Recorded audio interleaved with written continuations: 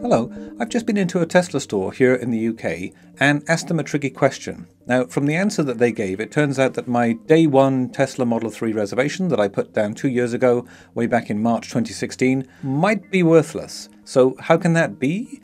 And what does it mean for my hopes of replacing our current IONIQ Electric with the affordable Tesla? And should I be a bit angry about the situation? Fan more! Hooray! Or just philosophical? La vie, c'est cruel, et c'est ça, fin. I've been making videos about driving our second-hand IONIQ Electric here in the UK for a while now. Please subscribe if you want to see more of those. And my most recent video was about sitting in a Tesla Model 3 for the first time in California last month. So I'd seen the car from the outside in October 2017 when I was there on a work trip, and I got to sit in it this time for the first time, August 2018.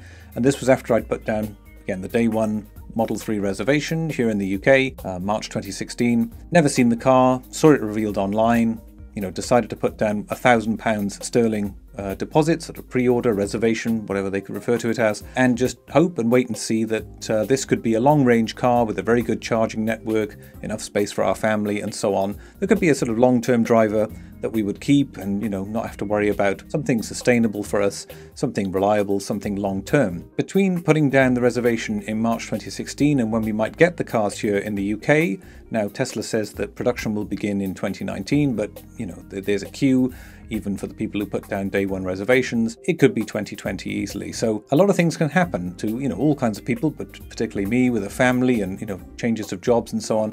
The changes and chances of life mean that, politics change, children grow up, job opportunities come and go. We may have to move in that time. We may have to move either in the UK or somewhere outside of the UK.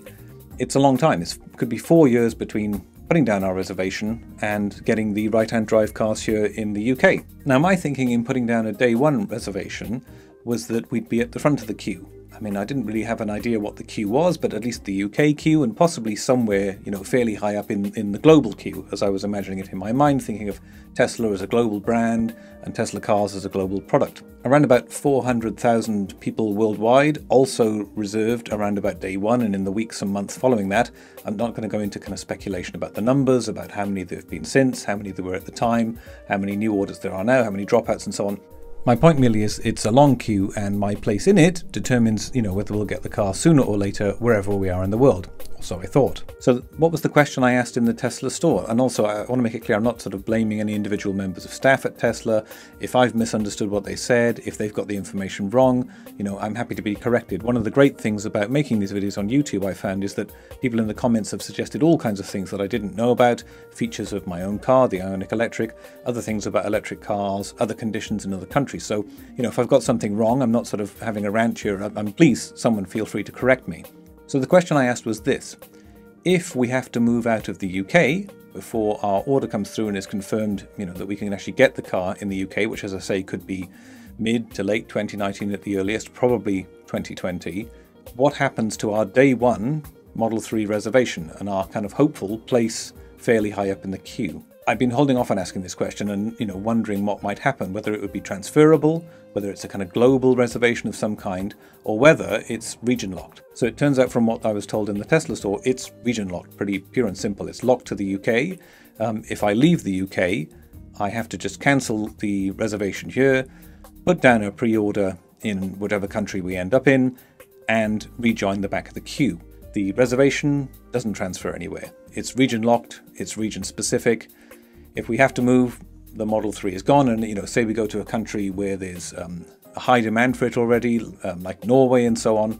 I mean, on the one hand, it might mean that we get it earlier because left-hand drive production in other parts of Europe will start earlier than right-hand production for the UK. So, even going to the back of the queue there, maybe we'd get it sooner than, being near the front of the queue in the UK right-hand drive market.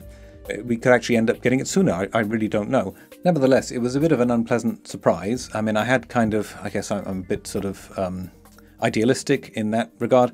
I had thought, Tesla's got such a sort of global image, global presence, global supercharger network. I know it's patchy, but still, their ambitions are global.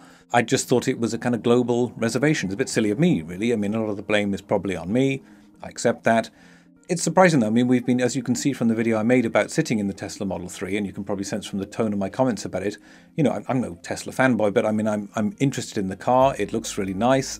I don't think it's going to be affordable. Maybe not for us, maybe not for many people actually, but you know, it looks decent. It looks got a good charging network. It's a really good electric car, very low impact on the planet. So I was kind of looking forward to it. It was kind of something for our whole family. It was very nice getting this kind of, you know, day one reservation sort of acknowledgement and so on. I'm keen to drive one whenever I get a chance to, but it turns out we may be a long time waiting getting one and may not get one at all. Now, I recognize it's just a car. It's not going to save the planet. It is a lower environmental impact and so on, but it's just technology and, you know, material things. But still, you know, it was a bit of an unpleasant realization, and I guess I'd been holding off on asking that question for some time. So anyway, let me know, what do you think? What should I do? I mean, I recognize the fault is on me to some degree of not asking the, you know, the small print, the terms and conditions early on, and having this idealistic view that Tesla was some sort of global zone, some global system, whereas in fact it's, you know, region locked, country to country, it seems, particularly for these kind of reservations. Should I just cancel the order, forget about it, start again wherever we end up in the future, or should I, you know, try and talk to Tesla, get some sort of other investigation, further information about it? Let me know what you think in the comments. Yeah, so subscribe if you want to see more videos. Thanks for sticking with me and watching, and bye now.